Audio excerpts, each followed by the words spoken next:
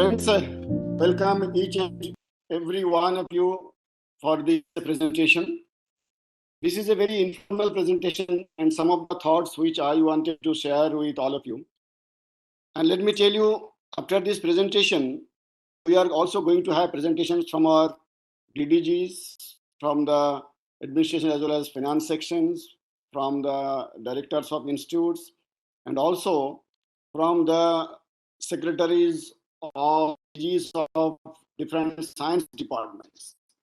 So this is just a beginning of a series of presentation as well as discussion which we are going to have on revitalizing ICER, Indian Council of Agriculture Research, activities, aspirations, and actions. Friends, all of you know that ICER is the largest organization in the whole world. We have got 113 research institutes. We have got 74 SAUs, 3 central universities, 4 deemed universities, 4 central universities with agriculture as faculty. We also have 732 Krishi Vigyan Kendras, 74 CRIPs. Besides, we also collaborate and work very closely with academies like National Academy of Agricultural Sciences, various professional societies, alumni associations, as well as international as well as private organizations. So in that way, ICER, which was established as a registered society on July 16th, 1929, has grown up in a very large way, very large way. Today, we have got sanctioned positions of more than 6,500 scientists, more than 7,400 technical staff, around 5,000 administrative staff, more than 5,500 supporting staff, and also we have staff in our Krishi Vigyan Kendras. The numbers could be around 11,000. We have got ECRIPs where the staff could be around 3,500. We also have pensioners of 30,000. And students every year get degree around 50,000. 5,000 for PhD, around 15,000 for MSc, and around 13 to 35,000 for BSc Agriculture. So this is the whole structure and numbers of Indian Council of Agriculture Research. And that's how it becomes the largest agri research organization in the whole world. And this organization, friends, all of you know very well that it has delivered. It has delivered quite impressively. We have brought in agricultural revolutions, be it green revolution, white, blue, yellow, golden, silver, brown, or gray revolutions. And there are many more. The productivity as well as production has increased by around 6 to 70 times since 1950, with only marginal increase in land, 1.1 to 1.3 times in the cultivated area. And all of you know very well that we published a book on Indian agriculture after independence, which depicts the story of success of Indian agriculture, particularly after independence. Not only the food production front, we have made significant progress, but also the quality of life after independence has improved tremendously. Literacy rate, you can see, from 18.3% in 1950s had gone to around 78%. Total fertility rate, births per woman, which was 5.9 in 1950s, now has gone down to around 2. In fact, mortality rate per 1,000 was 181 in 50s, now it is only 27. Life expectancy, which was only 37 years, has increased up to 70 years. And the GDP, which was only 0.4 trillion US dollar, has now increased to 3.2 trillion US dollar. And we are trying to make it around $5 trillion United States. So these are the achievements in terms of agriculture productivity, literacy, life expectancy, and so on. But if you compare with several other states, several other countries, you will find that India is still lagging behind in many parameters. Of course, in population-wise, we are now almost similar to China. Rural population, we have got very large number. Agriculture workforce around 50%, which is only 2% in USA, 23% in China, and only 9% in Brazil. Per capita food grain production, we have got still very low, only 0.2 in compared to 1.3 and 0.3 USA and China. Per capita land availability is very small in our case, only 0.13 hectare, which is 1.24 hectare in USA, 0.37 hectare in China, and 1.13 hectare in Brazil. Per capita water availability is also the lowest in comparison to USA, China, or Brazil. So these are some of the parameters where we are still lagging behind. Now, what do we aspire by 2047? What we say Amrit Kal. तो अमृत काल में भारतीय कृषि का और भारत का शकल कैसा होना चाहिए? That's what nowadays everybody in the country are talking about. So the population, which is now around 140 crore, will reach up to 163 crores. Agri workforce, which is now 50%, should go down to around 25%. Population below poverty line, which is 27% as of today, should go down to 5% only. Urbanization, of course, will increase to 53%. Income, which is only 1,70,000 today, should increase up to 22,000 per capita. Food grain production from 3.14 current to 520 million tons. Fruit production from 102 to 200. Vegetable from 188 to 400 million tons. Nutrient coarse cereals from 47 million tons of today to 74 million tons. Milk productivity, which is only 1924 kg per animal per year, should go up to 8,000 kg per animal per year. And milk availability should increase from 0.4 kg per capita to 1 kg per capita. So these are the aspirations. These are what we want, the country wants in different parameters. Now, I was talking about revitalizing ICAR. The question is, why to revitalize ICAR? The first point to answer that question is because we have to achieve the aspirations of 2047. And the aspirations I just mentioned to you in my previous slide. And those are the aspirations which India is now trying to achieve, and without improving agriculture, certainly we cannot achieve those. Secondly, today's requirements are different than when the institutes were established, actually. Institutes were established 50 years back or 60 years back. Today's requirements, today's situation, today's expectations have entirely different. And therefore, we need to revitalize the whole system. Agriculture now has multiple stakeholders with diverse expectations, which may not be the case in 1950s, 60s, 70s, or even 80s. We have got now multidimensional as well as very aggressive challenges, not only climate change, but there are several challenges which are becoming more and more aggressive, more and more fierce with passing of time. And of course, changed priority, pattern, as well as sources of funding.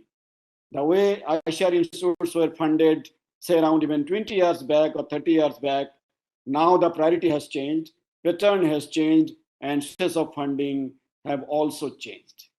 So these are few reasons, very strong reasons to support that we, ICAR, should also revitalize ourselves. And let me just quote Albert Einstein when he said that doing the same thing repeatedly and expecting different results is the definition of insanity. You cannot get different results by simply repeating the same thing again and again and again, because this is science. If you are doing the same thing, only same results will come. Had it been something else, then probably the results would have been something different. But it is not going to happen in science. It is going to be the same thing again and again and again. So whenever you need to revitalize, we need to analyze in terms of our strength, weakness, opportunities, and threats. Friends, Indian agriculture has got several strengths like rich agrobiodiversity, suitable climate and soil, large cultivable area, strong NAR system, National Agriculture Research and Education and Extension System. And of course, as I mentioned in my second slide, we have got a very good history of success. But we have got our weaknesses. Weaknesses like low average yield, lack of latest technologies, inadequate irrigation facility, poor and smallholder farmers, and also very poor value chain. So these are our weaknesses. But then we have got opportunities to avail. Opportunities include educated youth, agri graduates, expanding market nationally as well as internationally, emerging technologies, changing economy globally, and very strong collaborations with several national as well as international organizations. But friends, we have got threats as well. Threats like COVID, climate, and conflict, all of you know.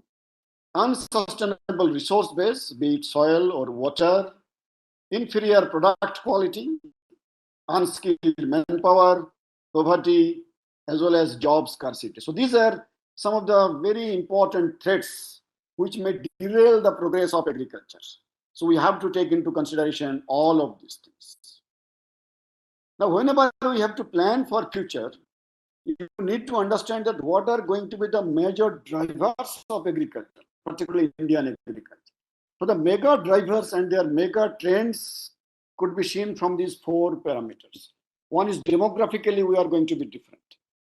Consumption pattern wise, also, we are going to be different. We are already different compared to 20 or 30 years back. Climate change is going to make our agriculture different. And of course, the whole technological paradigm is also going to be different. So these are the major drivers for demography, consumption, climate change, and technology, which will drive Indian agriculture in times to come. Now, with this, we have to identify the pathway which we need to follow. One could be agriculture-driven pathway, or it could be industry-driven pathway. Or probably we have to mix both of these, because in our country, like India, we cannot ignore agriculture. Whatever development process we talk about, without developing agriculture, neither industry nor the country of the industry are going to flourish. But we have to mix both of these. So when you talk of industry-driven development, then we talk of food processing, rural industry, export of agri products, habitat rejuvenation, agri service sector. And of course, in agriculture, we have got the core sectors of agriculture, horticulture, animal husbandry, fisheries, as well as agroforestry. There could be several others. Just I wanted to list only 5 in both the sides. So we need to marry both of these agriculture-driven pathways as well as industry-driven pathways to make India the India which we want to see. Now, these are basically these 3 major areas which need to be revitalized. One is, of course, agriculture, and particularly resilient agriculture. Not only climate resilient, it should be resilient from many other aggressive challenges. We need to focus on secondary agriculture and, of course, thirdly, digital agriculture. But whether we talk of resilient agriculture or secondary agriculture or digital agriculture, some of the points or parameters which we need to take care all the time to come. One is, of course, our seed sector. So replacing our seed replacement rate must increase, say double. More climate resilient as well as biofortified varieties need to be grown. In the animal and fisheries sector, we need to increase productivity as well as climate resilience. In water sector, we need to increase efficiency with micro irrigation, reuse of treated water, metering and pricing, and improved farm practices. From nutrient point of view, increasing nutrient use efficiency with improved varieties, soil and water management, leading to zero subsidy regime for fertilizers, and of course, export orientation, particularly in the field of organic products and millet basket for the world. And that these kinds of brand can make India brand with lots of value addition. So in the field of resilient agriculture, friends, what do we aspire? What do we actually want to make Indian agriculture resilient? Only 3 points. One is carbon positive, water positive, as well as energy positive. Now we have got several technologies for all these three to make Indian agriculture carbon positive, water positive, as well as energy positive. But we need to really put them into perspective for replenishing natural resources, which are degraded and degrading very fast, and also putting together climate smart agricultural practices. What we need to do is identification of climate hotspots in agriculture and allied sectors and moving towards what I call eco-regional cropping approach. Identifying the zones of the country based on climate, soil, water, as well as consumption pattern to identify which crop is going to be the most suitable crop to be grown in that particular zone. So that's what I say, eco-regional cropping approach. And again, as I said, there are several technologies for resilient agriculture, including soil and water management, genomics-based eco-friendly plant protection, speed breeding, artificial intelligence, as well as big data. So all of these technologies, and some of our scientists have already started working on these, are going to play a very pivotal role in making Indian agriculture resilient. Not only in the crop sector, but also in the sectors of livestock and aquaculture, where we need to imbibe new technology, and some of those technologies I have mentioned over here, breeding and seed production technologies, higher productivity like novel fortified feed, fodder, and feeding strategies, vaccines like vaccines against animal diseases, and of course, diagnostics, quick tests for brucellosis, anthrax, classical swine fever, foot and mouth disease, and so on. So all of these technologies now we need to internalize in our research processes. Then, of course, when you talk of secondary agriculture, we can talk of several products which can be produced from the primary product, and also waste management, converting waste into wealth, which we generally call wealth. Could be energy, could be nutrient, could be soil modifier, and so on. And then, of course, digital agriculture for land, input, as well as service management. Of course, all of you know that Government of India has taken several very big initiatives for land record digitalization, development of degraded land, again, good database for seed, water, fertilizer, pesticides, including extension services, skilling services, value chain financing, and so on. So digital agriculture has already taken a very good shape in this country, which needs to be strengthened further. For all of these friends, database development as well as management is going to play a very important role.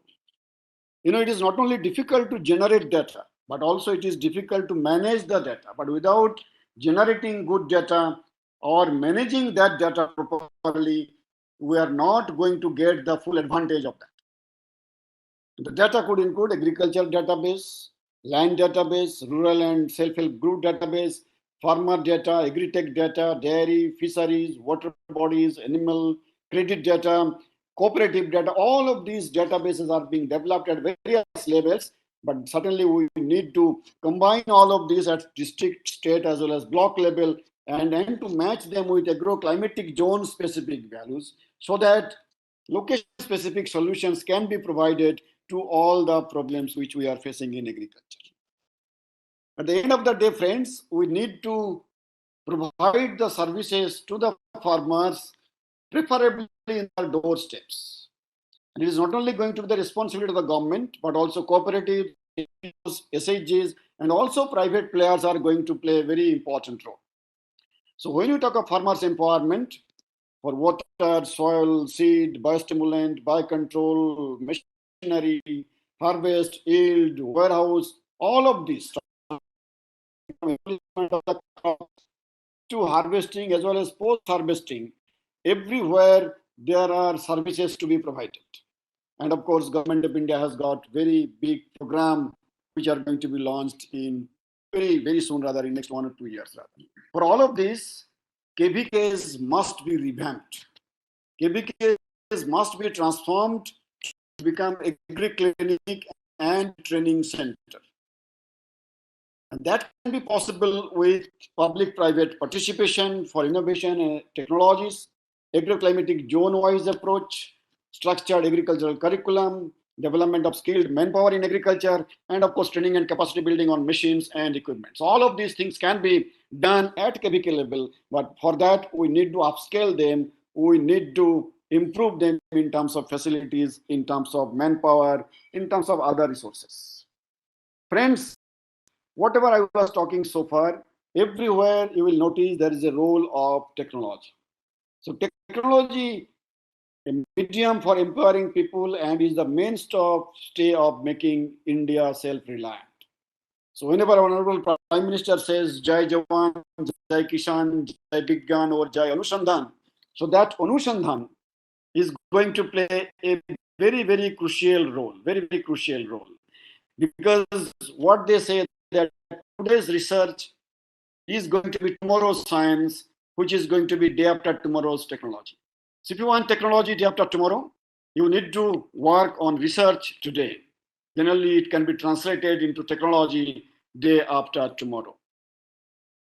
Throughout the world and throughout the ages, my friends, you will see the technology gap widens inequality.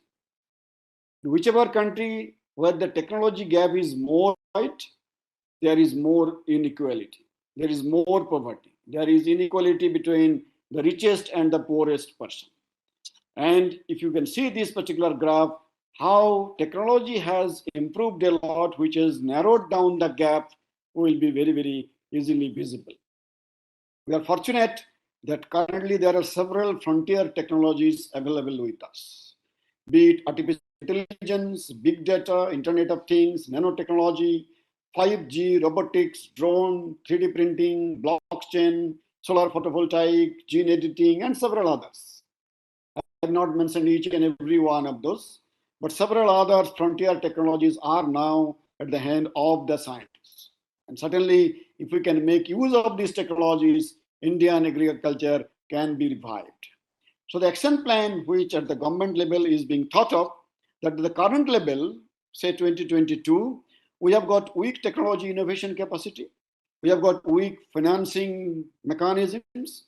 We have got limited IP as well as technology transfers. Demographic changes are happening. And of course, very slow diversification. All of you will agree. But the action plan for 2025 should be strategic planning of adoption and innovation, improve basic infrastructure, and then, of course, by 2030, our plan should be national as well as international policies, instruments and institutional reforms, and investing more in agriculture, at least 3% of GDP for research and development. And then, of course, if we follow this from this year to 2025 to 2030, then our desired state of 2047 is going to be a developed nation, inclusive and sustainable living. This is what can be possible if we follow this action plan. And only at that point of time, we will be able to have better food, better nutrition, higher income, and not only India will be able to feed itself, the country, but also it can play a very important role in feeding the world. I mean, today also, India's role is very crucial in stabilizing the global food security. And then, of course, we will be able to take care for the earth through fortified varieties of several crops, carbon neutral plant protection agents, irrigation water system management, value trades, and several other varieties of different crops, horticulture, and so on. So these are going to be the pathway for better food, better nutrition, higher income, and of course, a developed nation. Now, friends, I would like to share with you some of the guidelines or the suggestions which I have been receiving from various quarters, particularly from the Honorable Prime Minister of this great country. So friends, what I was discussing, that I had a good opportunity to discuss with our Honorable Prime Minister one-to-one for about half an hour on 20th September 2022. Then again, another meeting of Committee of Ministers, which held on 28th September. Again, on the CSIR Foundation Day, which was chaired by Honorable Prime Minister on 15th October. So in some of these meetings, as well as of course, we have got regular meeting with our Honorable Agriculture Minister and other organizations. they gave us very good suggestions of how ICR should be working, what should be the priority areas, and so on. So I would like to share some of those thoughts with all of you so that you also get the information what others who really want to help iShare are thinking about iShare.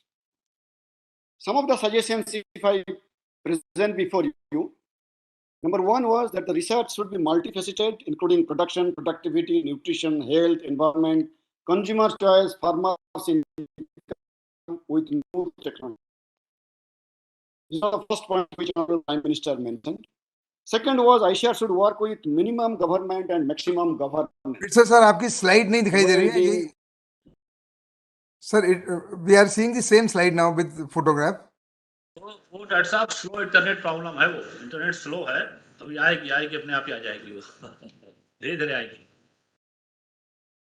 चलिए हाँ अब आ गया। Now it's coming. Yes. Is it here, Dr. Sir? Yes, Now sir. it is there? Yes. Yeah. So the third point was improve coordination with the other departments or ministries. Fourth one, improve statistics to prepare farmer database, use of drones, use of new technology. Focus more on production activities. Develop climate resilient as well as biofortified varieties using editing technologies. Develop reliable scientific evidence for natural farming. Again, they observed that the role of iShare is very important for climate resilient agriculture. iShare should work to promote the manufacture of vaccines and sustainable fisheries, and of course, adopt the National Education Policy of 2020. There are many more suggestions from several quarters, but then I wanted to summarize those suggestions into these 10 points. So keeping all of these things, friends, what I want to share and discuss with you today, some of my thoughts, of course, these are open for discussion and deliberations, and which we'll be doing in subsequent presentations of our DDGs from administration, finance, directors, and so on, that to revitalize Indian Council of Agriculture Research, the thrust areas should be that our research as well as education should be outcome-oriented, project-based, delivery-focused research. So the science of delivery, along with science of discovery, should be getting prominence. Crop system should be converted into food system approach, farm to fork to farm also. Yield maximization to income maximization, that will increasing farmers' income. Carbon negative to carbon positive farming, which we call as greening the growth. And of course, climate sensitive to climate resilient agriculture or climate smart agriculture.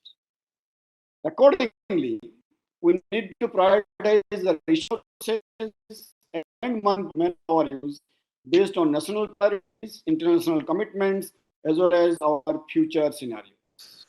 All of us, friends, need responsible scientists as well as responsible staff. What do I mean for that? I shall explain in a minute. We need to have active collaboration with private as well as international organizations.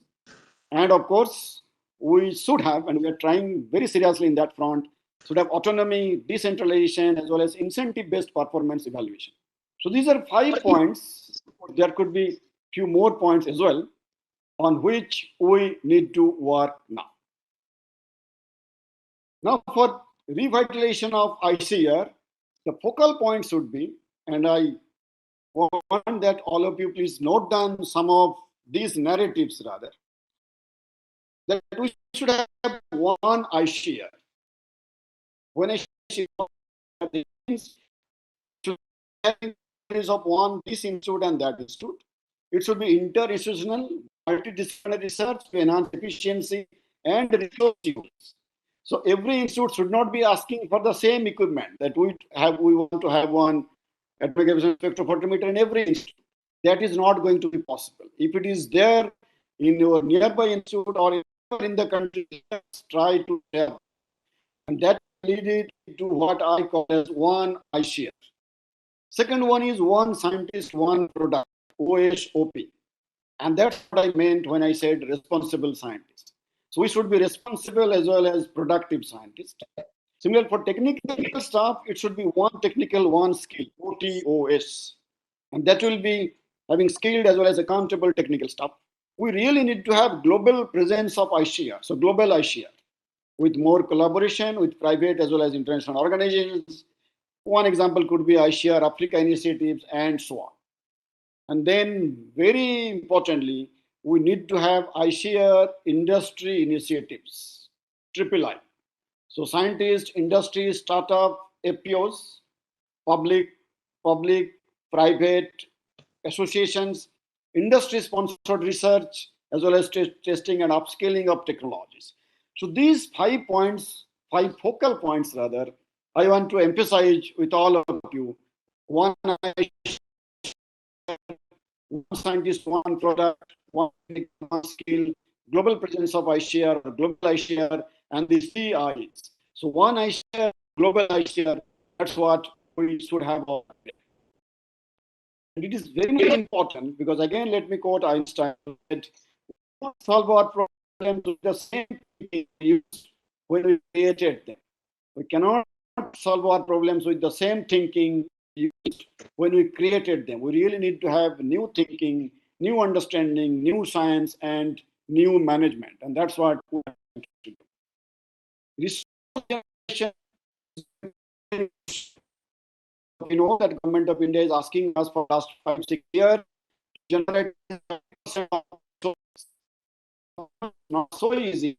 But then let me tell you, it is not so difficult, provided we take some changes in the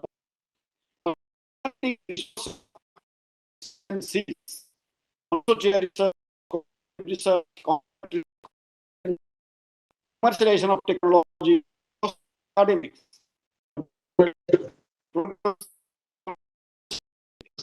And all these seeds, collaboration, costing academic research facilities, the examples I have tried to put. Have a institute and fundraising in every headquarters. Friends, for revitalizing ICR, we need to follow 7 guiding principles. Principles of governance, ensuring maximum governance, minimum government, what our Prime Minister also suggested. Collaboration in terms of government, academia, entrepreneurs, PRIs, producers, industry, cooperatives, and self-help groups. Empowerment, particularly rural infrastructure, technology, detailed we should be using, ease of living, quality of life with best-in-class facilities, and of course, sustainable ecosystem, creating a circular economy. And if you remember, just the other day, Honorable Prime Minister, while inaugurating and releasing the logo of G20, he said that we are going to have one earth, one family, and one future, one health. So one health, one family, one future. So that is going to be leading to sustainable ecosystem, which I was talking about. Friends, to do that, we need to have some course of action. What we have initiated now, we are trying to place the people in position. As you can see that our survey interviews are working, and if everything goes okay, within next 3 to 4 months, all the directors, all the head of the divisions, project coordinators, and other senior positions will be in place in all the institutes of ICR. So placing the people in position is going to be one of our priorities. Second, as I said, from now onwards, on 14th, our DDG Crop Science is going to make a presentation, and that will be followed by the presentation of other DDGs as well as the directors of some institutes. I have also had discussion with CSIR, ICMR, DBT, and other science departments. So we are going to have meetings with them, and I have requested them to also make a presentation of what is their expectation and how they would like to collaborate with us, so that ICR also can tell them that these are the areas of our collaboration and the other science department also will tell us these are the areas of our collaboration. We want to start these collaborations on the ground, maybe next 5 to 6 months. And then, of course, we shall also have the presentation from administrative as well as financial issues. And without saying it goes that we need to have reforms and simplification of rules in ICAR, in DARE, as well as in ASRB. Several things we are trying to simplify. The delegation of part document will be released very soon. It is almost ready. So these are some of the course of action which we would like to follow. For example, when the DDGs are going to make a presentation, they are going to talk about what the target products and their potential impacts. What are the target products of the institutes which are working under those SMDs? What are the recent innovative research initiatives they have undertaken or they are going to initiate? Availability and utilization of budget, initiatives for resource generation, what they are thinking about it. Again, initiatives to reduce expenditure, how we can reduce expenditure. Proposed collaborations with private organizations, what the challenges they are facing and the suggested solutions, and of course, general suggestions for all the institutes if they have got any. So these are just some of the points which they will be talking. Of course, besides that also, they will be talking much more for their SMDs. Once all these presentations of DDGs as well as directors and science departments are over, then we shall take a stock of what good suggestions have come, and then we shall try to implement wherever it is possible, wherever it is possible to implement those. So friends, I would like to conclude with these 5 points that we really need to enhance, which I call 3 I's, innovations, incentives, and institutions with effective governance. We certainly need to have functional ICAR, university, industry, and alumni farmer linkages. These linkages are going to be very, very crucial. Need to have improved technologies, products, publication, as well as delivery of these products and technologies. We really want India to be a global, affordable agri-research destination, which government of India is also looking forward from us. And then, of course, we will be able to make a productive, profitable, and climate-smart Indian agriculture. Friends, today's presentation was just to give an overall idea and the thought processes which we are having in the headquarters. Further details will be provided by the presentations of our DDGs and, of course, our collaboration with other science departments. I request all the institutes, the directors of each and every institute, to also initiate these kinds of discussion. Maybe presentations like this, or maybe the presentation what our DDGs are going to present. So that for your institute, you will be able to identify what are going to be your main products. What are the things by which your institute is now going to be known for?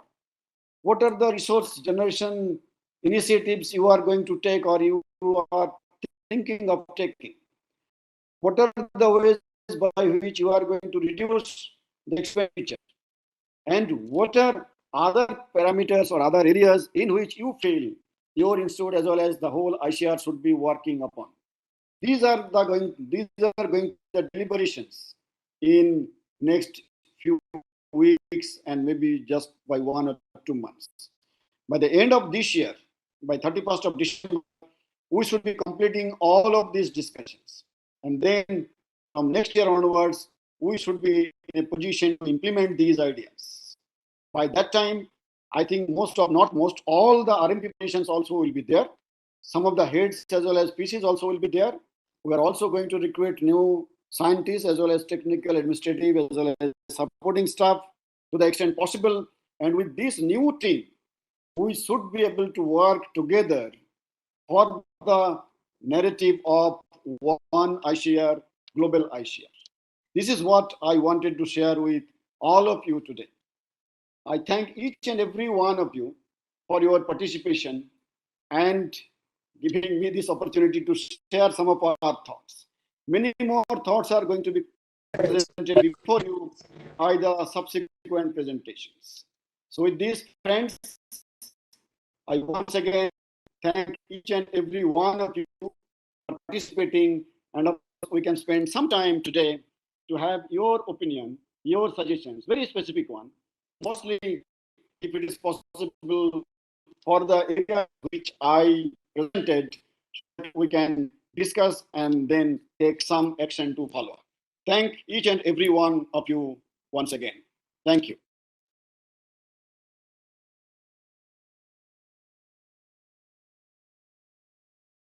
So if any one of you could want to suggest something, you can raise your hand so that I will be able to recognize you, and then I can request you to make your observation. But as I said, many more presentations are going to come from DDGs and directors, and there will be other opportunities before you to give your ideas and thoughts. Anybody would like to say something at this point? Ravi Shankar here. Can I say something? Sir, good afternoon. Ravi Shankar here. Can you hear me, sir? Yes, Dr. Ravi Shankar, please go ahead. Yes. Sir, I am Dr. S. Tyagi from CFET Ludhiana, sir. Sir, I want to suggest something, sir. In India, sir, we are totally dependent on chemical pesticides, and most of them are being imported from other countries. And all the manufacturers are simply formulators over here. So, sir, we are in the process to develop some active ingredient from mustard seed, and that material has been tested at different locations of the country, and it is doing very well. But sir, the process of registration is so difficult that we have to go for the insecticide board, and all the time we have to pass through different testings. So, sir, can you suggest us to accept some special mechanism so that the thing will be finalized very soon? Because as far as my level is concerned, I have supplying this material in different corners, and we are getting very good results. Even Good. Okay, that's all. Okay. That's all. This is a very good suggestion. Very good suggestion. You please discuss with your DDG, and then we shall take it up. Okay. Dr. Ravi Shankar, if you are still, Can you hear me now? anybody else? I think Dr. Ravi Shankar still has got some problem. Sir, can you hear me now? No. Yes, now I can hear you. Yeah. Sir, good evening, sir, and thank you for a wonderful visionary presentation. So, few thoughts I'll share with you. The way government is talking of ease of doing business, I think we should be developing a framework for ease of doing research. Because I think somewhere the research is taking a backseat. I think we should now think more concretely. I could get your point, and in my presentation also, I repeatedly highlighted that we are really trying our best to make several things more and more simple. Those who are attending ASRB interviews, when you come next time, you will find that lots of things have been made simplified. Nobody is going to ask for your date of birth certificate or your PhD certificate or any other document. They are not going to ask anymore. Severally, whenever you submit some projects or for international national level, it is going to be much easy. So we are working on that. But please give your suggestion so that we can make it even further simple. I have one more point. Sir?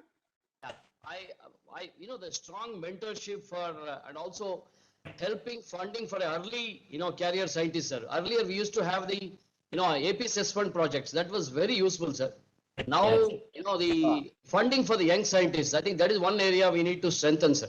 Okay. Dr. Ravi Shankar, what I would propose, because I was talking about that project-based research.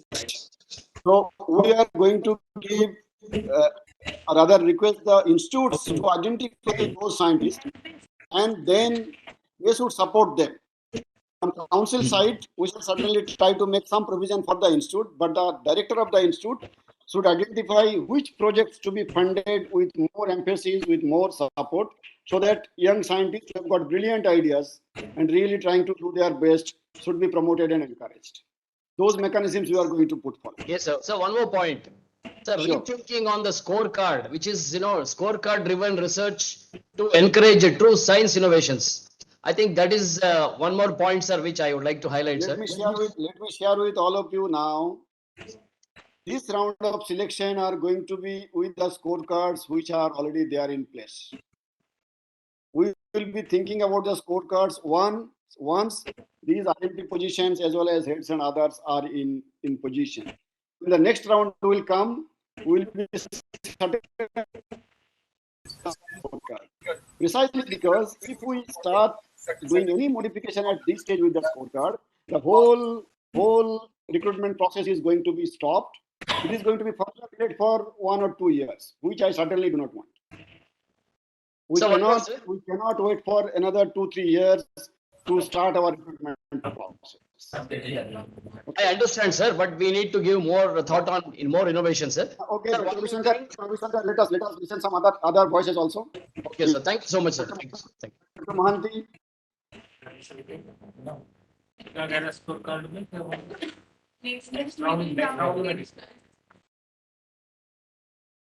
Excellent presentation, sir. Congratulations for that.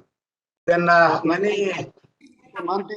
Mohanty, thank you very much. But I'm really sorry that I was interrupted 2 times because of internet problem, connectivity problem. sir, the continuity. Not so happy, but I think you have got the message. So we have got the message content, but still continuity was there. We have got the message, reorienting our thoughts and new approaches for thing. We have got the message, and it is you have really spearheaded the process of presentation, and we'll be taking care, and we'll be reorienting our thoughts and approaches. Thank you, sir. Thank you very much. Thank you very much. Sir, this is Any Kalimullah other- from Bam. I would like to say something. Yes, please. Yeah, so, compliments to you for an excellent presentation, sir, and your visionary, outlook about our organization. There are many things that you have already started, but few things like, we have duplicity of institutions, very small institutions where our very scarce resources are wasted. So you need to take a serious look on that and maybe close some of the institutes. Then Okay. we make Okay. I got your point. Anybody else? Thank you. Sir, BK Mishra from NES. Yes, sir. Can I make it, sir? Can I Yes, make sure. Please. Sir, Hello. BK Mishra from NES. Please go ahead. Yeah, sir, particularly in NES region, there is a huge shortage of the technical staff and administrative staff. Dr. Mishra, we are already working on this. So Okay. we know the situation, and we are trying our best to put them in place as quickly as possible.